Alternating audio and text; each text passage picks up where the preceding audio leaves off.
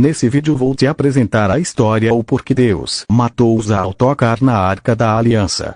Gosta dessas histórias? Então já se inscreve em meu canal e deixa o seu like.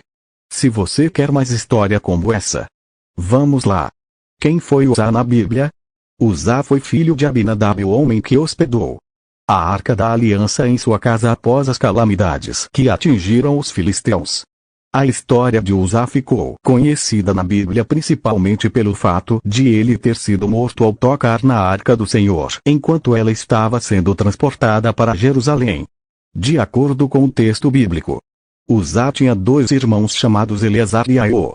Esse último também estava presente quando ocorreu o incidente que custou a vida de Uzá.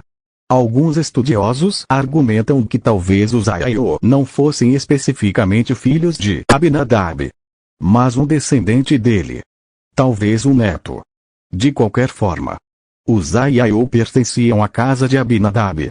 A Bíblia diz que quando os israelitas foram derrotados pelos filisteus, na ocasião das mortes dos sacerdotes Ofni e Finéias, filhos do sumo sacerdote Eli, a Arca da Aliança foi capturada. Os filisteus levaram a arca para suas cidades, mas foram castigados pelo Senhor. Aterrorizados não aguentando mais as desgraças que estavam recaindo sobre eles, os filisteus entenderam que a Arca da Aliança tinha de ser devolvida aos israelitas. Foi nesse contexto que a Arca da Aliança foi parar em Kiriat Jearim. Os homens daquele lugar levaram a arca até a casa de Abinadab e separaram Eleazar, filho de Abinadab, para ser o responsável por ela.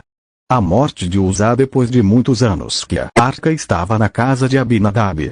Davi, que àquela altura já estava reinando sobre israelitas, decidiu levar a arca do Senhor para Jerusalém, confirmando a posição daquela cidade como o centro religioso de Israel.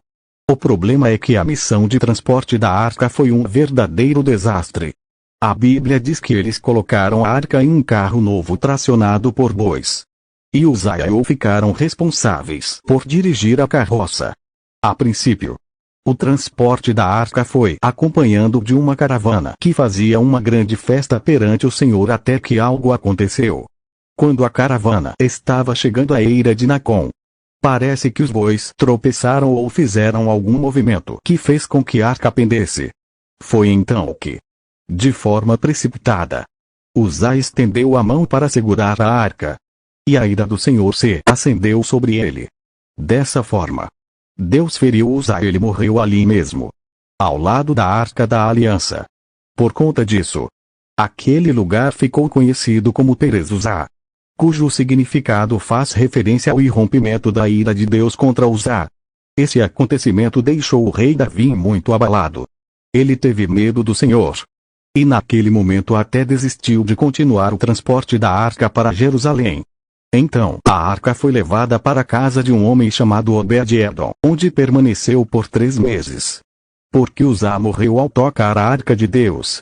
O texto bíblico informa claramente que Uzá morreu porque basicamente o Senhor considerou sua atitude uma irreverência, segundo Samuel 6:7. Depois de a arca ter ficado em sua casa durante tantos anos, Uzá foi imprudente e acabou violando o caráter sagrado da arca que representava a presença de Deus habitando no meio do seu povo.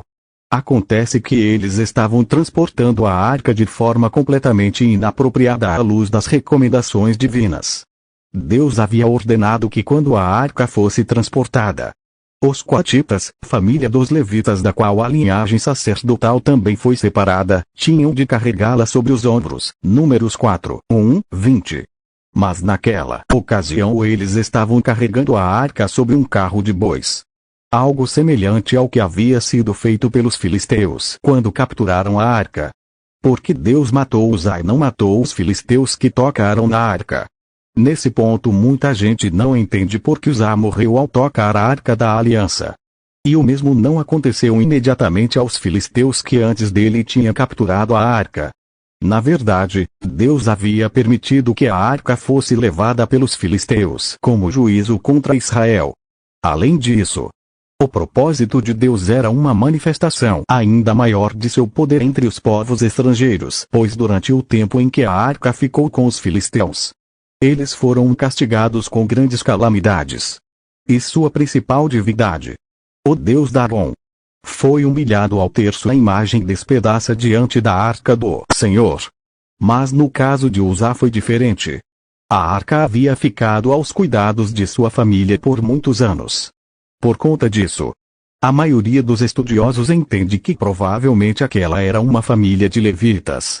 Portanto, parece lógico presumir que Uzá tivesse conhecimento das ordenanças de Deus a respeito de como tinha de ser feito o transporte da Arca da Aliança. Então, quando finalmente havia chegado o momento em que a arca seria levada para Jerusalém, o lugar que se tornaria o centro do culto a Deus em Israel, os responsáveis por isso ignoraram as ordens do Senhor e tentaram transportar a arca a seu próprio modo. Assim, naquele contexto, o castigo sobre Uzá teve um caráter pedagógico para mostrar a todos que as coisas de Deus não podiam ser feitas de qualquer maneira. A Arca da Aliança era a principal representação da presença de Deus no meio de seu povo no Antigo Testamento. A Arca da Aliança também é comumente chamada de Arca do Testemunho ou Arca do Concerto. Tal designação se refere especialmente ao fato de que a Arca da Aliança guardava os principais símbolos da aliança entre Deus e o povo de Israel no Sinai.